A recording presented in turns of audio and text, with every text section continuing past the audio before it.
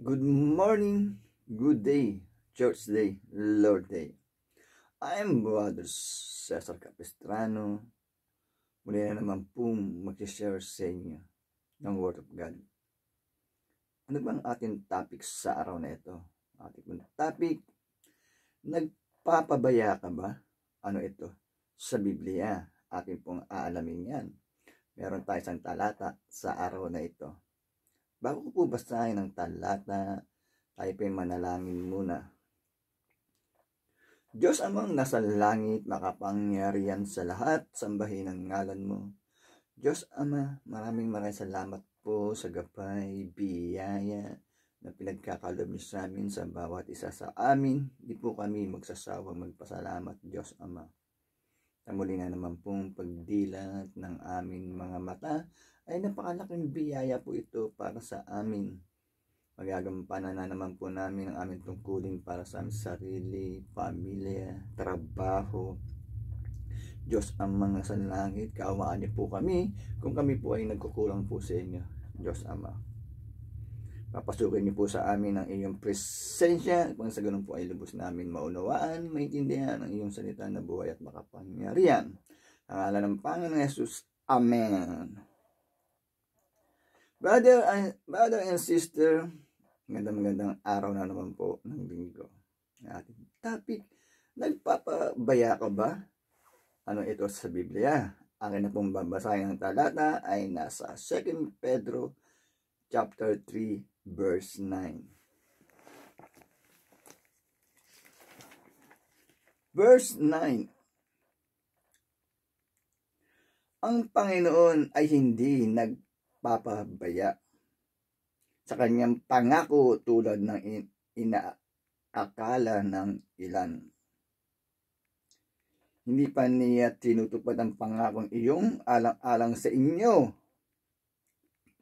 Binibigyan niya ng pagkakataon ang lahat ng makapagsisi at magbalik loob sa Diyos sapagkat hindi niya nais na kayo'y mapahamak. Amen, brother and sister. Napakaganda po ng ating nabasa mula sa Biblia. Ang ating pong Panginoong Hesukristo ay hindi nagpapabaya po sa kanyang pangako. Ano ba itong kanyang pangako na ito na hinihintay ng mga nananampalataya, nananalig sa ating Panginoong Hesukristo? Ito po ay ang kanyang pangako na pagbabalik dito sa sanlibutan. Pagbabalik dito po sa ating inaapakan na lupa. Ang ating pong Panginoong Hesukristo ay nangako na siya ay babalik. At inihintay po ito ng mga nananalig, nananampalataya sa Kanya. Malinaw na pinagtitibay po sa nabasa natin sa Biblia. Hindi po nagpapabaya ang ating Panginoong Hesukristo sa kanyang pangako. Hinihintay lang po niya na makapagsisi ang lahat ng mga nilikha ng kanyang Ama. Magbalik loob sa Diyos upang hindi mapahamak sa kanyang pagbabalik. Ganyan po tayo kamahal ng ating Panginoong Hesukristo. Kaya po tayo po ay manalangin, magdasal, magsisi, humingi ng tawad sa ating Diyos Amang nasa langit. Sapagkat ito po ang magbibigay sa atin ng kaligtasan na tayo po'y mapasama sa kaharian ng ating Diyos Amang nasa langit. Brother and sister, huwag po tayong magkaroon ng alinlangan sapagkat kung meron man tayong mga ginagawa na hindi kalugod-lugod sa ating Diyos Amang nasa langit, huwag po tayong mag-alinlangan na alisin ito. Tayo po'y magbalik loob sa Diyos sapagkat pag tayo po'y nasa Diyos Ama, sinurrender natin ang ating pagkatao, mas masagana pa po ang ating matatanggap kesa sa paggawa natin ng hindi mabuti.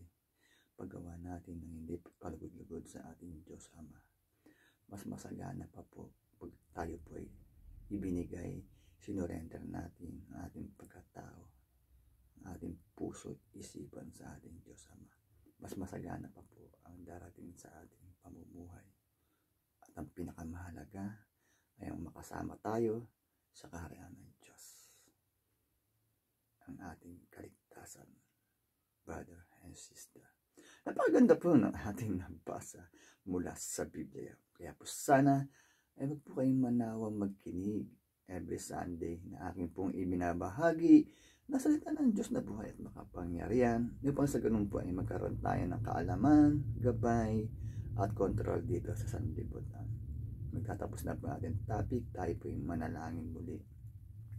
Diyos Amang nasa langit, makapangyarihan sa lahat, sambahin ang ngalan mo. Diyos Ama, maraming salamat po. Nakapagpakinig na naman po kami ng inyong salita na buhay at makapangyarihan na nagbibigay lakas po sa aming espiritual at katawan. Maraming salamat po. Ang ngalan ng Panginoong Jesus, Amen. Brother and sister, lagi po tayong mag-iingat at magdadasal. God bless to all.